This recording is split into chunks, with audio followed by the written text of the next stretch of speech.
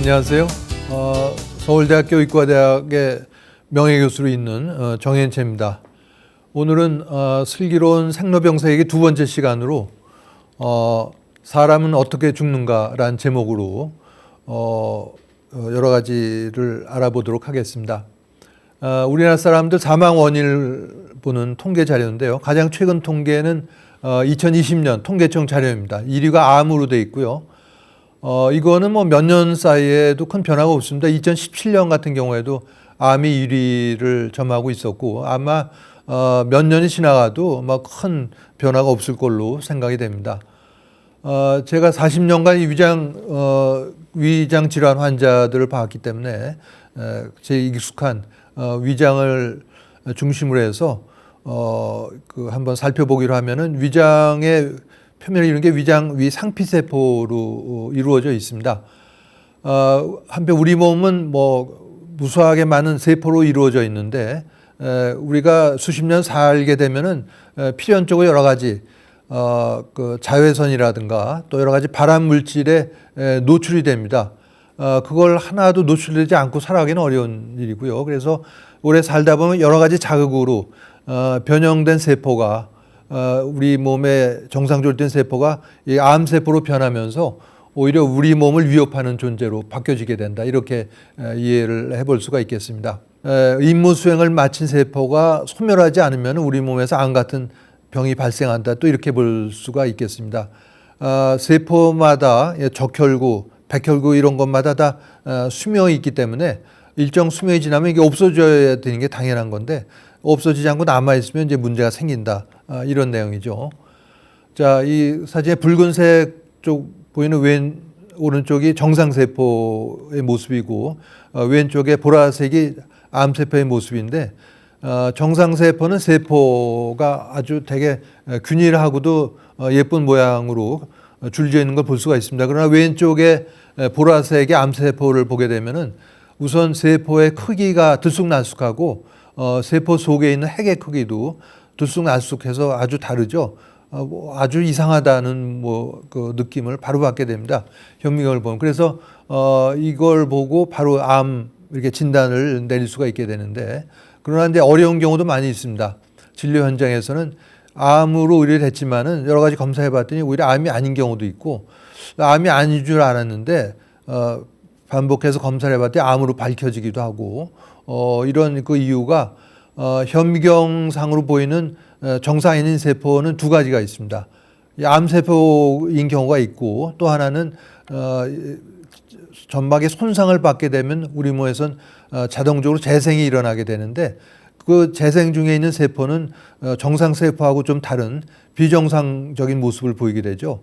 그래서 암세포뿐만이 아니라 재생 중에 있는 정상세포도 일시적으로 이런 비정상적으로 보일 수 있기 때문에 암세포라고 진단을 내릴 경우는 굉장히 신중을 기하게 됩니다.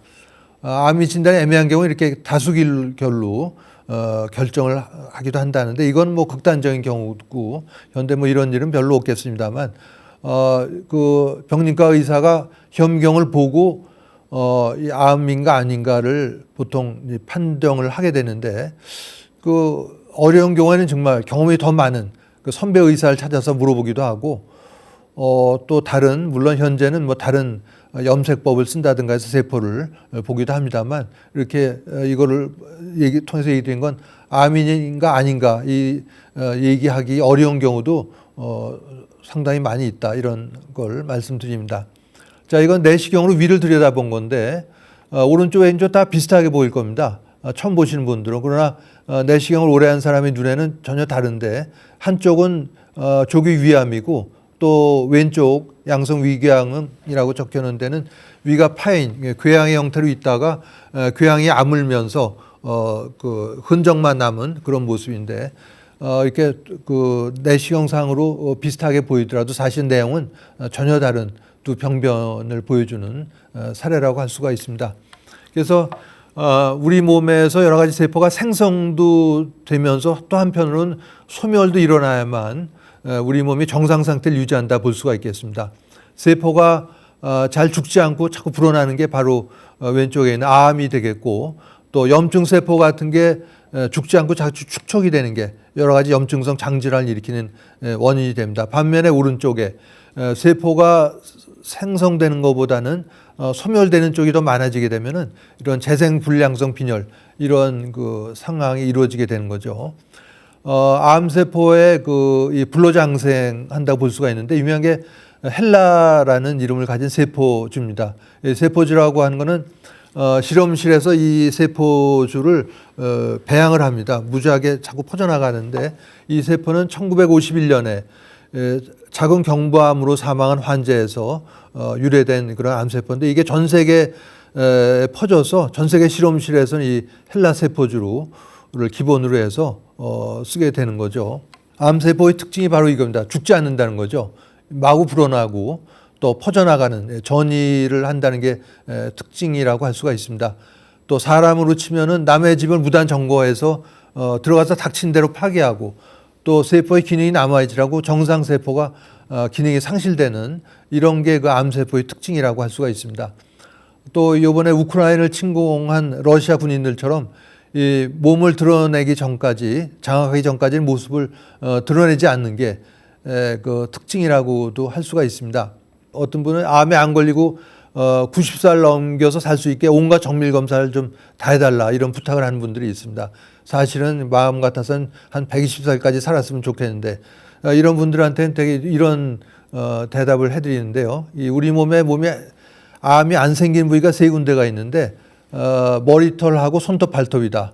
그 외에는 어디든지 다 암이 생긴다는 거죠.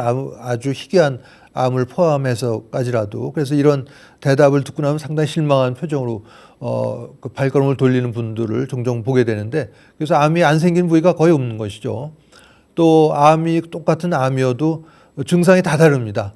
예를 들어서 위암의 예를 들어보게 되면은 이렇게 그 건강검진 때 발견되는 것처럼 아무 증상이 없는 경우도 있고 또 복통이 온다든가 또 피를 토한다든가 체중이 빠지고 피를 토하고 이런 게 반복되면 결국 빈혈이 오게 되니까 숨이 차고 어지러운 이런 증상이 오게 되고 내부에서 이런 출혈이 오게 되면 이게 피가 위산에 의해서 소화가 되면서 검은 변으로 나오게 됩니다. 복막으로 전이가 돼서 복수가 차기도 하고 암세포가 척수 쪽으로 전이가 돼서 신경이 마비가 오는 경우도 있습니다.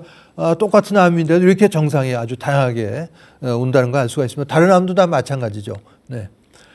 자, 이거를 이런 성벽에 비유해 볼 수가 있겠습니다. 중국 사람들이 외적의 침입을 막기 위해서 이런 만리장성을 지었는데 이 만리장성의 목적은 이런 외적의 침입을 막기 위해서 이런 만리장성을 축조한 거라고 볼 수가 있습니다. 그러나 이러한 만리장성도 만약에 이 외적이 여기를 침입하기 시작하게 되면은 퍼져나갈 수 있는 길을 다 닦아 놓은 거니까 오히려 더 빨리 우리 온몸에 퍼져나가게 되는 거죠. 이게 바로 우리 온몸에 걸쳐서 있는 림프관, 혈관이라고 할 수가 있는데 암이 이런 걸 통해서 우리 온몸에 다 퍼져나가게 됩니다.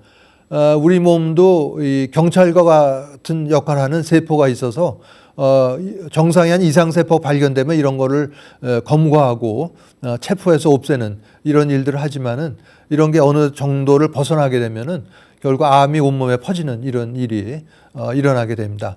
자, 이게 컴퓨터 단층 촬영으로 촬영된 전이암의 모습입니다. 이 그림 오른쪽 그림 아래쪽이 척추가 있고 간이 있고 비장이 보이고 정상적인 정상인에서의 그 컴퓨터 단층 촬영의 모습인데 바로 위쪽이 간이 있고 구멍이 뽕뽕 난 모습들이 보일 텐데 이게 바로 어떤 종류의 암이 간에 퍼진 간에 전이된 모습을 볼 수가 있습니다.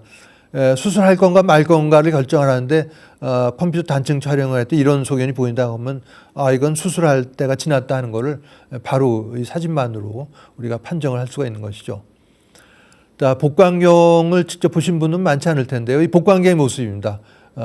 그 내시경을 복강 속으로 넣어서 본 건데 정상인은 이렇게 정상인과 달리 그 옆에 보게 되면 허연 덩어리가 보이는 게 바로 암이 복막으로 번져 있는 모습이 되겠고 그 바로 아래는 이 복수가 차 있는 모습입니다. 복수가 차 있으면서 바로 위쪽에 하얀 덩어리 두 가지가 깨알 같은 것들이 보이는데 이게 바로 암이 복막으로 전이된 복막암 암의 모습이 되겠습니다. 자, 이거는 암이 폐로 전이된 모습인데요. 이 42살 남자분입니다. 이분은 지방에서 장시간 앰뷸런스를 타고 서울로 왔는데 숨이 헐떡거리면서 왔습니다.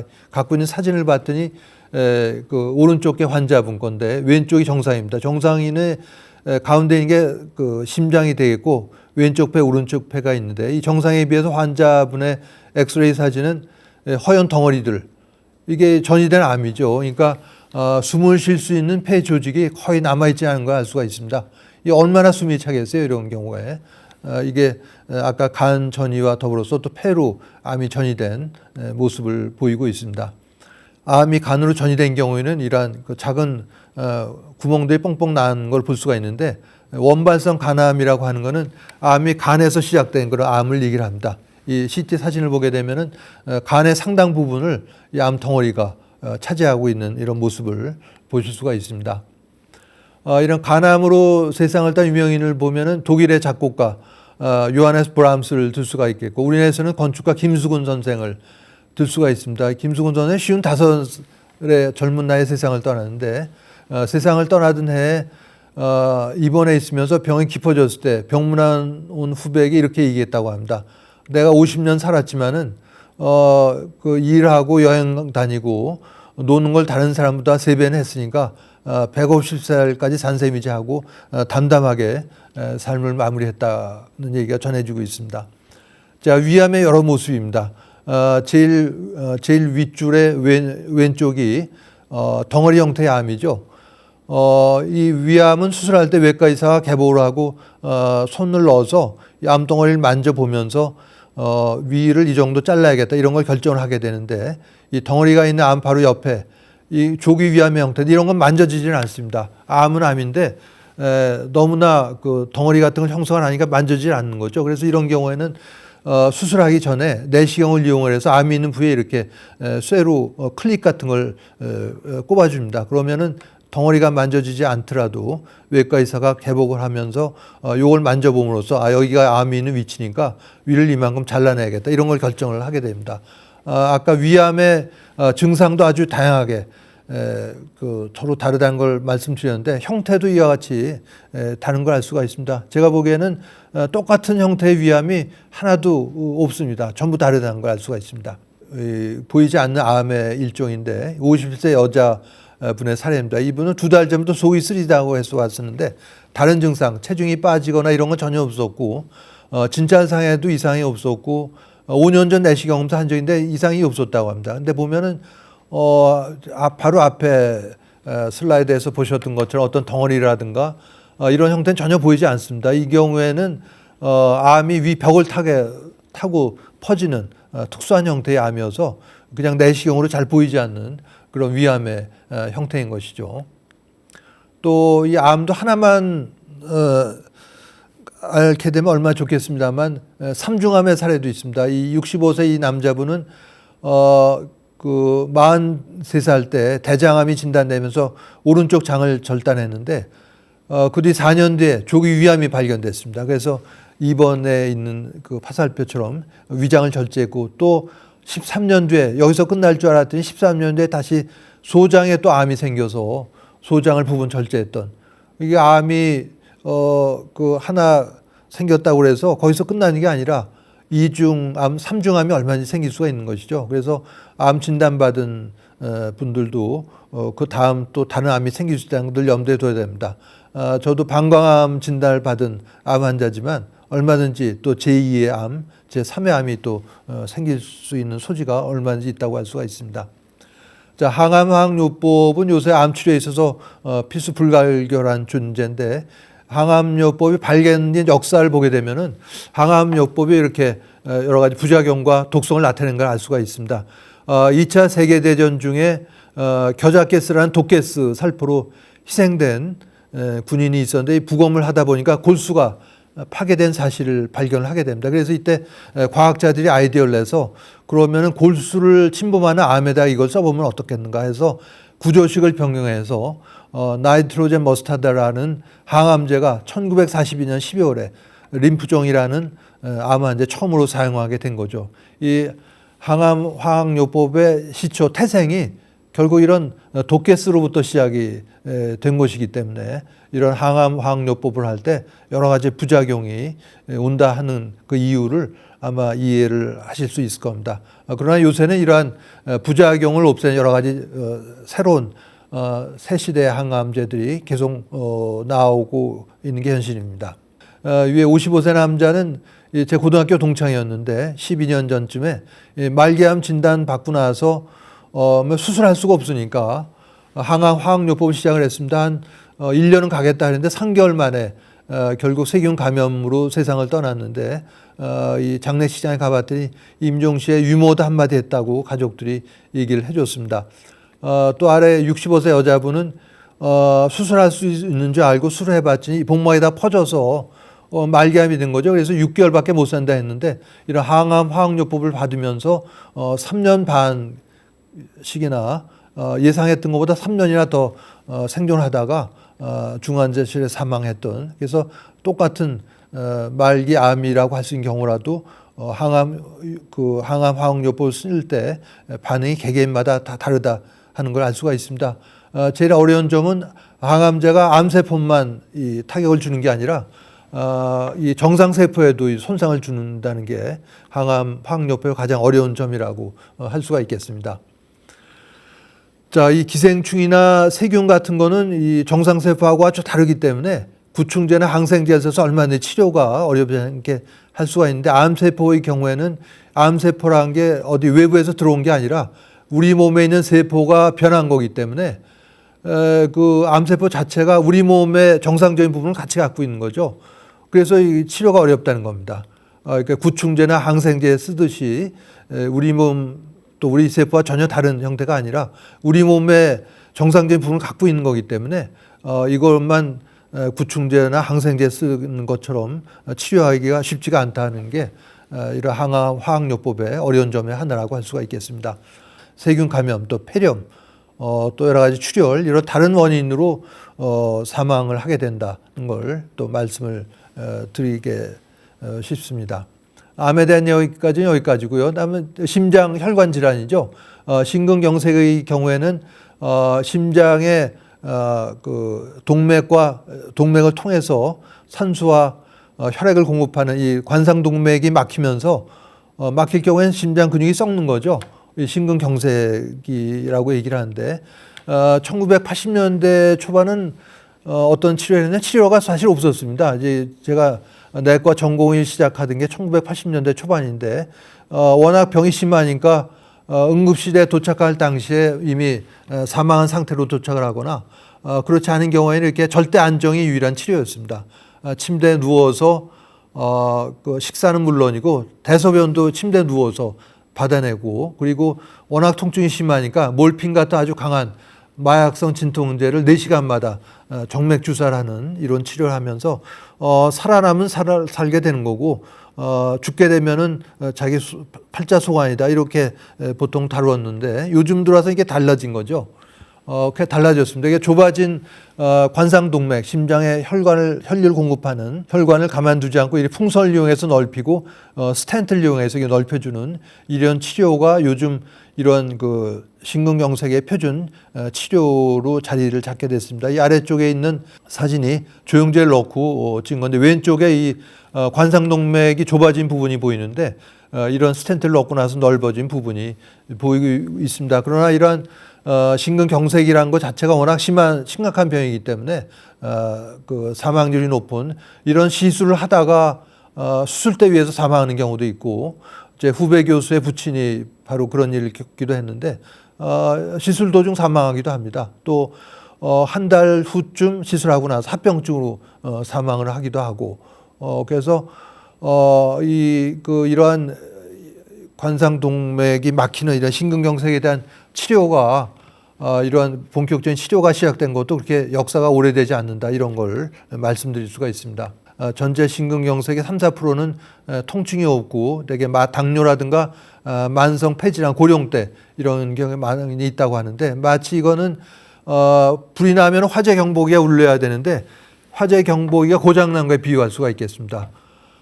이 58세 남자 살해인데, 이분은 제가 아는 어떤 사장인데 회사 잠자는 도중에 사망을 했습니다. 나중에 직원하고 소통을 해보니까 사망하기 몇 달 전에 3개월 전쯤에 그 가슴 통증이 좀 있었다고 합니다. 근데 심하지도 않고 또 사장 업무로 너무 회사 일이 바빠서 이거 좀 끝나고 나서 좀 심장에 대한 검진을 받아야겠다 이런 예정이었다고 하는데 그 사이에 이런 심각한 심근경색이 일어나면서 결국 사망을 했던 것이죠. 그 다음은 이제 뇌혈관 질환입니다. 뇌혈관 질환 중에서는 그게 뇌출혈과 뇌경색이 있는데 증상은 비슷해도 하나 크게 다르죠. 하나는 이렇게 피가 터지는 거고 아래쪽은 적혈구가 막히는 거. 막혀서 그 뇌 중요한 부위에 혈류와 산소를 공급해주는 영양분을 공급해주는 적혈구들이 가지 못하고 막혀 있는 이게 경색이라고 할 수가 있겠습니다. 그럼에도 불구하고 증상은 상당히 유사한 게 또 특징이라고 할 수가 있습니다.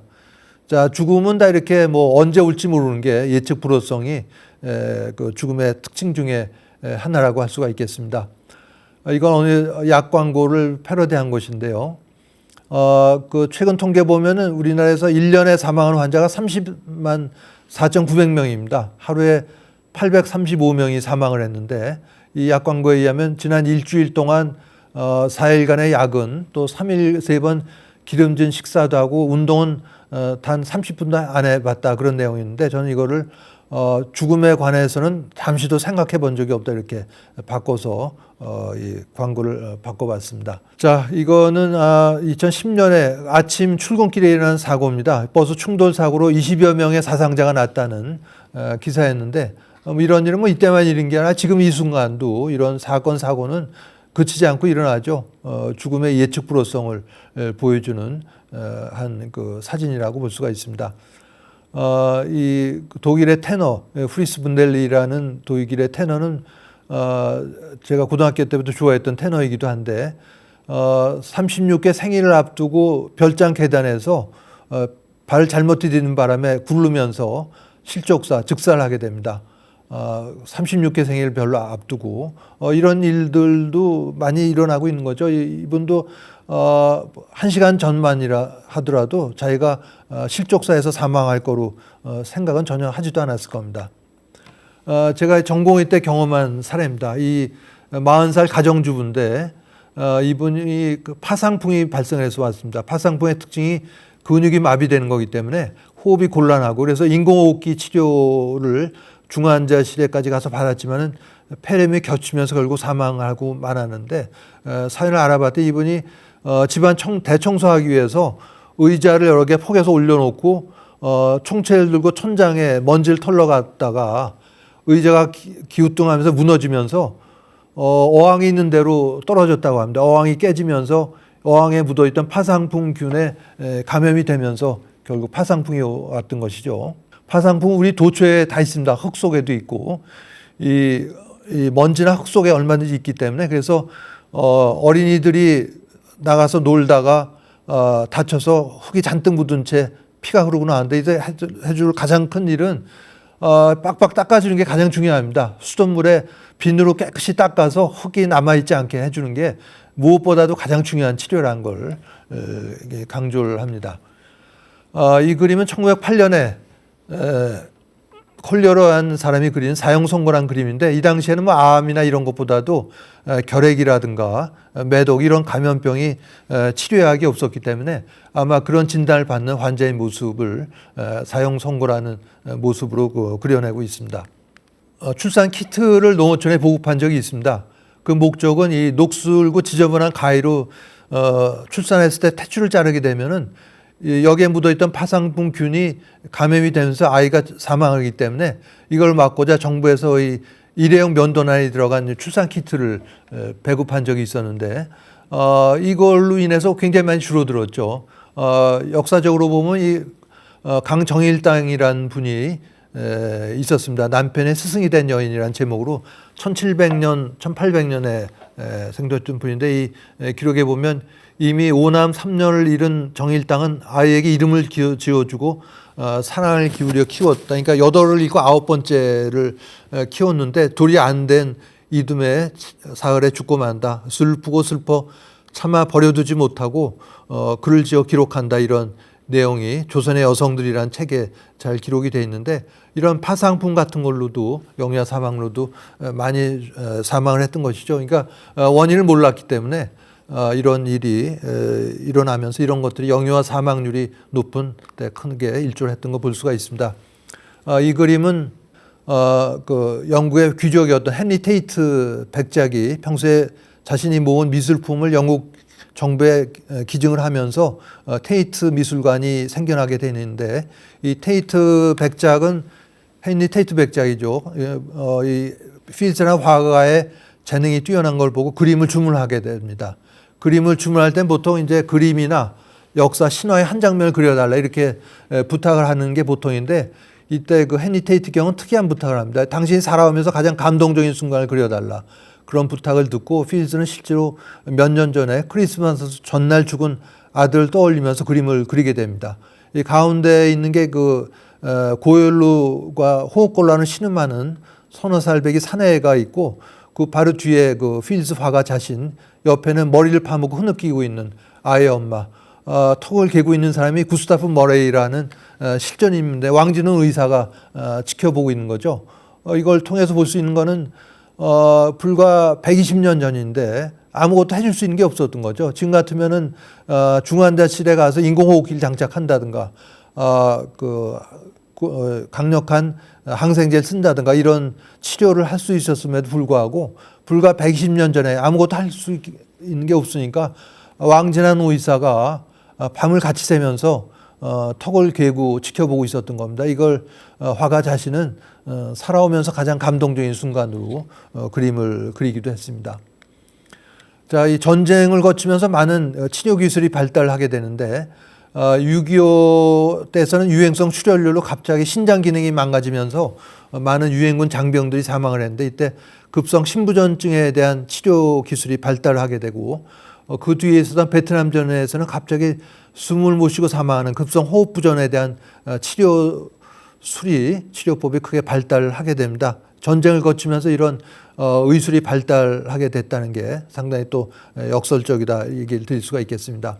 몇 년 전에 이런 기사가 난 적이 있습니다. 이 5살짜리 어린이가 사탕을 먹고 있다가 이게 기도에 걸리면서 숨을 못 쉬고 얼굴이 파래지니까 옆에 있던 어른들이 119에 전화를 해서 앰뷸런스가 오긴 했는데, 시간이 너무 걸리니까 애가 사망했다는 기사였는데, 이 어른들이 가만히 있으면 안 되고 이런 걸 해줘야 되는데, 겨드랑이 양쪽으로 손을 넣어서 배를 압박을 해서 복압으로 기도에 걸려있던 뭔가를 빠지게 해주는 게 바로 이런 하임리 비법인데, 이런 걸 알고 있었다면은 그 어린이도 분명히 살아날 수가 있었을 텐데, 이런 걸 모르고 있었기 때문에 애가 결국 사망을 한 겁니다. 그래서 중고등학교 때에도 수능 점수 잘 받는 것도 중요하지만 이런 심폐소생술이라든가 이런 음식물이 막혔을 때 응급조치, 하임리법 이런 거를 교육을 해서 이런 생존 수단을 익히도록 해주는 게 중요합니다. 하임리법은 누가 해주는 게 아니라 본인이 혼자 스스로도 할 수도 있습니다. 사망선언이라는 건 보통 지금도 이렇게 하죠. 이 심장이 뛰지 않고 숨을 쉬지 않고 동공만사라고 하는 건 이런 건데요. 이게 우리 눈의 동공은 카메라의 조리개와 같아서 빛을 받으면 이게 줄어들게 됩니다. 그래야지 눈부심을 방지하기 위한 건데, 그런데 플래시로 빛을 줘도 아무런 반응이 없을 때 이게 동공반사가 소실됐다고 얘기를 하는데, 이런 것들로 현재도 사망 판정을 하고 있습니다. 자, 심폐소생술에 대한 내용은 1960년대 소생술은 지금 같은 형태가 아니고 심장이 멎은 환자 옆에 의사가 있으면 칼로 가슴을 쬐습니다. 그리고 의사가 환자의 갈비뼈 사이로 손가락을 넣어서 심장을 밖으로 빼서 이 쪼물딱거리고 마사지하는 방식을 썼죠. 그러니까 온 사방이 피투성이가 되고 서로 살아났다 하더라도 세균 감염 같은 걸로 많이 죽었을 텐데, 그랬던 이 심폐소생술 현자 같은 형태로 발전이 되면서 죽었을 사람들이 많이 살아나게 되는데, 이러한 심폐소생술도 많은 발전이 있었습니다. 그 외 생명 연장 장치를 알아보면 볼 텐데요. 이 30년 전에 신문 기사 보면 이런 기사가 종종 났습니다. 특히 겨울이죠.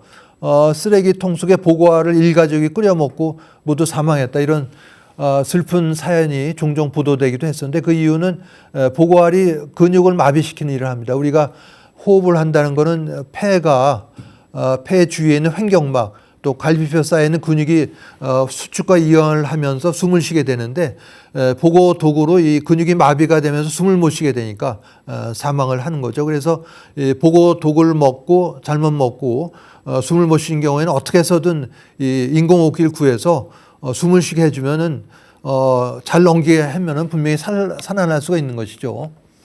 이게 인공호흡기의 모습이 되겠습니다. 자, 이게 인공호흡기를 장착한 그런 모습이 되겠고요. 제세동기란 게 있습니다. 순 우리말로 하면 잔떨림 제거 장치 이렇게 얘기할 수가 있겠는데 이 그림의 모니터 가운데 있는 모니터가 이게 심장이 파르르 떨고 있는 심실세동의 모습인데 이런 게 있으면은 심장이 워낙은 펌프 역할을 해야 되니까 정상적으로 작동을 했는데 이렇게 심장 부정맥이 있게 되면 제대로 펌프로서 작동을 못하게 됩니다. 이런 전기 충격을 주면서 정상 박동을 이 모니터의 오른쪽에 있는 것처럼 정상 박동을 오게 해주는 이런 걸 통해서 이제 정상 박동으로 되돌려주게 되니까 이런 생명 연장 장치로서 역할을 하게 되는 것이죠.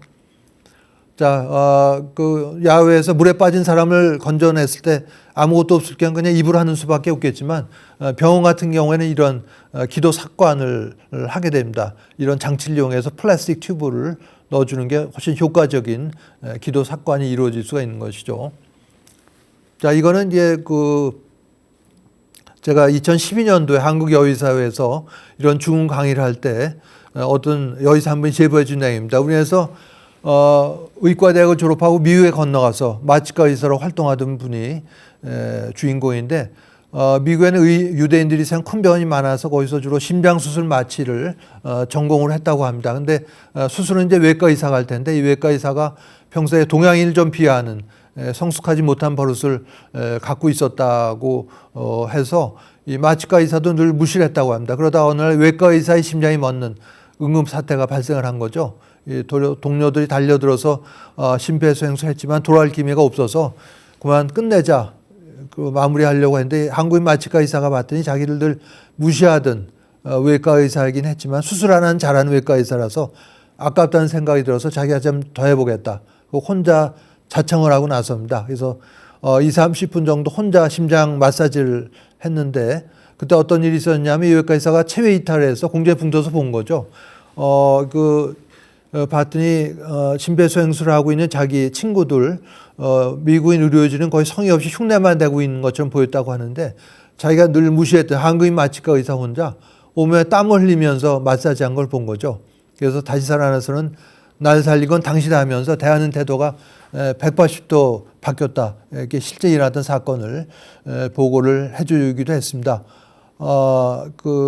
오늘 제목이 어떻게 죽는가인데 좀 뜬금없어 보이기도 하는 얘기를 드리는 거는 이러한 이 심폐소생술이 발전을 하면서 죽었을 사람들이 살아나게 되는데 그 와중에 이러한 눈에 보이지 않는 현상, 근사체험 이런 걸 제일 싫어하는 대표 직종의 의사 본인이 이런 체험을 하고 주변 동료 의사들이 이런 체험을 목격했다는데 이 사례의 의의가 있는데 이 내용에 대해서는 또 이 후반부 시간에서 또 말씀을 드리도록 하겠습니다. 그러나 심폐소생술이 반드시 좋은 것만 아니고 여러 가지 부작용이 있죠. 갈비뼈가 부러지고 또 압박을 하니까 이 부러진 갈비뼈가 근처에 있는 폐나 간 또 비장을 찌르기도 하고 해서 피가 날 수도 있고 또 이가 부러지기도 하고 이런 합병증이 일어날 수도 있습니다. 그래서 물에 빠진 젊은이를 건져내서 열심히 해야겠죠. 뭐 갈비뼈 부러지고 이 부러지게 뭐 문제겠어요. 사람 목숨 건지는 게 중요하니까 그런 거를 잘 감안해야겠죠. 그러나 살 날이 얼마 안 남은 정말 일주일도 넘기 어려우니 말기암 환자가 심장이 멎었다 이걸 하는 건 오히려 손상만 주는 거고 환자한테 큰 고통만 초래하는 거다. 이런 이득과 손실을 잘 따져가면서 이런 걸 해야 된다. 강조를 드립니다. 심폐소생술의 경우에 반대가 DNR이죠. 하지 말라는 건데 제가 근무한 서울대학병원의 오래전 데이터입니다. 한 달에 20건 정도의 심폐소생술이 시행되는데 평균 22분에서 34분 정도 되고 이런 3차 병원, 큰 병원에서의 심폐소생술 하더라도 회생할 확률이 10명 중 1명 미만입니다. 왜냐하면은 이미 큰 병이 있기 때문이죠. 말기암이라든가 만성질환 또 심한 감염 질환을 오랫동안 알아왔기 때문에 하더라도 살아날 확률이 별로 없다는 거죠. 이게 야외에서 정말 교통사고 현장에서 갑자기 숨을 못 쉬는 환자의 심폐소생술을 한 거라든가, 그 수영을 하다가 숨을 못 쉬어서 숨을 못 쉬는 환자 하는 거하고는 이런 상황은 크게 다르다는 것을 알 수가 있습니다. 스페인에서 한 마을 노인이 가족과 지인들이 지켜보는 가운데 임종을 맞고 있는 장면인데 죽음이 일상사에 포함되어 있었습니다. 가족과 지인들이 지켜보는 가운데 임종을 맞았고 또 손자, 손녀가 할아버지, 할머니 돌아가신 걸 다 봤기 때문에 가족 구성원이 마지막 삶을 보살피는 분위기였다 얘기할 수가 있겠습니다. 그러면서 최근 들어서 이렇게 말기 암 환자나 다른 질환 환자가 의식이 나빠지고 호흡이 불안정해지면 이렇게 중환자실에 들어가서 인공호흡기 장착을 하고 이렇게 있다가 혼자 세상을 떠납니다. 이렇게 된 데는 아이러니하게도 과학이 발달하고 생명 연장 의료 기술이 발전하게 되는데 그는 많은 원인이 있다는 건 상당히 역설적이다 얘기를 드릴 수가 있습니다. 그래서 이런 분위기가 맞물려서 이제는 의료진도 죽음을 삶을 마무리하는 하나의 과정이라기보다는 오히려 치료의 실패나 의료의 패배로 보는 경향이 짙어지게 됐다 이렇게 얘기를 드릴 수가 있습니다. 죽음을 댐이 붕괴되는 걸로 한번 묘사를 해봤는데요. 보게 되면 이런 영화에서 댐이 어느 순간 갑자기 무너진 게 아니고 입원에 있는 것처럼 여러 가지 금이 가기 시작합니다. 이게 여러 증상이죠. 소변 배출량이 줄어들고 가래 끓는 소리 나고 발작이 나타나고 이런 게 점점 진행되다가 결국은 댐이 다 터지면서 죽음에 이르게 되는 것이죠. 고령의 노인이 넘어진 후에 죽음에 이른 과정은 비슷합니다.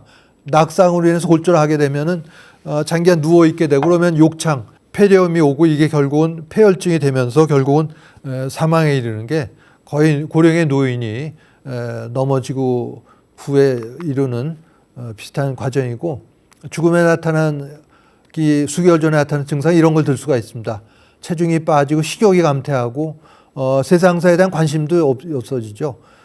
잠만 자고 정신 착란이 오고 이런 것들이 대표적인 증상이라고 할 수가 있습니다. 노쇠와 질병은 다른데 그거를 구별하지 못하는 경향이 점점 많아지고 있다. 질병이라고 하는 거는 어떤 이유로 몸이 고장난 상태고 그걸 고치는 게 의료행위고 거기에 비해 노쇠라고 하는 건 고장이 난 게 아니고 기계가 수명을 다한 거다. 근데 의료진은 그거를 노쇠도 자꾸 질병으로 치료하는 경향이 있고 더 나아가서 죽음까지도 자꾸 통제하려는 것 같다. 이게 큰 문제다 이렇게 지적을 어느 의학자는 하고 있습니다. 자, 그래서 이 말기암 환자의 경우에는 우리가 꼭 알아야 될 건 먹지 않아서 죽는 게 아니라 죽을 때가 돼서 생명력이 다해서 먹지 않는다 이걸 알아야 되고 삼킨 기능이 저하된 사람에게는 눈 딱 감고 한 입 더 먹이지 않는 용기가 필요하다 이런 걸 강조를 하고 있습니다. 이게 이 튜브죠. 왼쪽에 그 코를 통해서 넣는 비위관 또 위루스를 통해서 위에다 호스를 꼽는 이런 것들인데 미국에서 경제학 교수로 일하다가 미국의 세계대전 참전을 반대하면서 매국노로 찍히면서 대학을 그만두고 시골에 들어가 농사 살면서 살아갑니다. 1930년대부터 시골에 살면서 그래 먹을 양식을 모으면 돈벌이를 안 하고 다른 사람과 힘을 합쳐 일했고 집을 고치는데 시간을 안 썼다고 합니다. 하루에 한 번 삶과 죽음에 대한 성찰과 명상을 했다고 하고 그 100세가 되자 곡기를 끊으면서 죽음을 맞이했는데 주위에다 이렇게 얘기합니다. 나는 병원이 아니고 집에 있기를 바란다. 의사가 곁에 없기를 바라는데 왜냐하면 의학은 삶에 대해 거의 아는 것이 없어 보이고 죽음에 대해서도 무아지한 것처럼 보인다.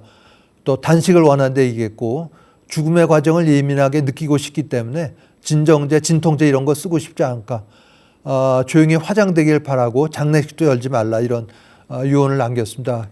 그 스컨저링은 이렇게 봤습니다. 죽음은 광대한 경험의 영역이다. 나는 힘이 닿는 한 열심히 충만하게 살아왔으므로 기쁘고 희망에 차서간다 하면서 죽음은 옮겨감이나 깨어남이다. 또 다른 삶의 국면처럼 환영해야 된다. 이런 얘기를 했습니다. 그래서 심폐소생술이 죽어가는 삶을 살릴 수 있는 중요한 시술이지만 말기암 환자에서 이걸 한다는 거 오히려 트랙을 수십 바퀴 돌아서 쓰러지기 직전에 경주마를 채찍으로 치면 달려가긴 하겠지만 말의 심리 이럴 거라고 우리가 어렵지 않게 짐작을 해볼 수가 있겠습니다. 79세의 뉴질랜드 할머니가 나 살리지 마라고 하더니 문신을 새겼다는 기사였습니다. 뇌졸중으로 쓰러져 병원에 실려가면 노이로젠 또 심폐소생술 이런 걸 막 할 거기 때문에 하지 말라고 가슴에 문신을 새겼고 또 얼굴을 땅에 박고 쓰러졌을 때 대비해서는 오른쪽 어깨에다가 뒤집어 오라는 문신을 새겼다는 기사였는데 이게 실제 모습입니다. DNR 약자 써도 될 텐데 약자 못 읽는 구급대원이 있을까 봐 다 풀어서 쓴 것이죠. 심폐소생술 하지 말라. 또 대부분 암, 더 나아서 말기암 진단받게 되면 대부분 이런 호소를 많이 합니다. 의사가 5년 생존율, 항암 치료, 부작용 다 얘기했지만 머리에 하나도 들어오지 않고 머릿속에 하얘졌다 이런 그 호소를 하는 경우가 많습니다. 말기암 환자 남은 수명을 얘기하는데 이 의아한 경우죠. 병원에서는 이렇게 얘기합니다. 환자 A가 같은 병으로 2개월 투명하다 사망했고 B는 8개월 투명하다 사망했을 경우에는 평균값이 5개월, 그러니까 이걸로 얘기하는 거죠. 그래서 보면 환자 A는 병원에서 얘기한 것보다 3개월 일찍 사망한 거고 환자 B는 병원에서 얘기한 것보다 3개월이나 더 산 거고 왜 이럴까? 그거는 이상한 게 전혀 없습니다. 병원은 그냥 평균값을 얘기한 거고 이건 다만 참고치기 때문에 개인마다 이런 건강 상태 이런 게 전부 다르기 때문에 그런 일이 일어난다 얘기를 드릴 수가 있습니다. 5년 생존율이 이런 거죠. 그래서 5년 생존율 87%면은 오른쪽 그림 위쪽에 많은 사람이 5년 지나도 살아 있습니다. 그러나 5년 생존율 51%는 앞에 아래쪽에 있는 것처럼 반 이상이 사망을 한 그런 경우가 되겠습니다. 자, 레오나르도 다빈치는 이런 얘기를 했는데요. 보람 있게 보낸 하루가 편안한 잠을 가져다 주듯이 값지게 쓰여진 인생은 편안한 죽음을 가져다 준다. 이런 말을 했는데, 자, 마지막 슬라이드인데, 이거는 제가 그 지인들이 어떤 부모님 상을 당했을 때, 상가 고인의 명복을 빕니다. 이런 기계적이고 무의미한 말을 하는 것보다는 이런 말을 즐겨서 그 공유를 하고 있습니다. 아까 말씀드린 스콘디어링이 생전에 읊었던 내용인데요. 나는 바닷가에 서 있다. 내 쪽에 있는 배가 산들바람에 흰 돛을 펼치고 푸른 바다로 나아간다. 나는 서서 하늘과 바다가 맞닿는 곳에서 마침내 한 조각 구름이 될 때까지 바라본다. 저기다 배가 가버렸다. 이렇게 얘기를 하는데 우리 쪽에 누군가 말하는 배가 어디로 갔지 할 때 반대쪽에서는 저기 봐 배가 사라졌다. 당신 외치는 순간 배가 나타났다고 하면 다른 쪽에서는 기쁜 탄성을 울리는 것이다.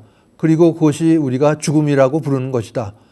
이걸 아까 말씀드린 100세가 되자 곡기를 끊고 세상을 떠났던 스콘디어링이 평소에 읊었던 문장이라고 하는데요.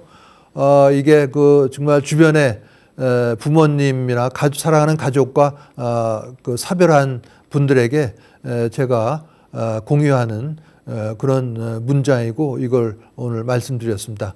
장시간 강의를 들어주시느라고 대단히 수고 많으셨습니다. 네, 감사합니다.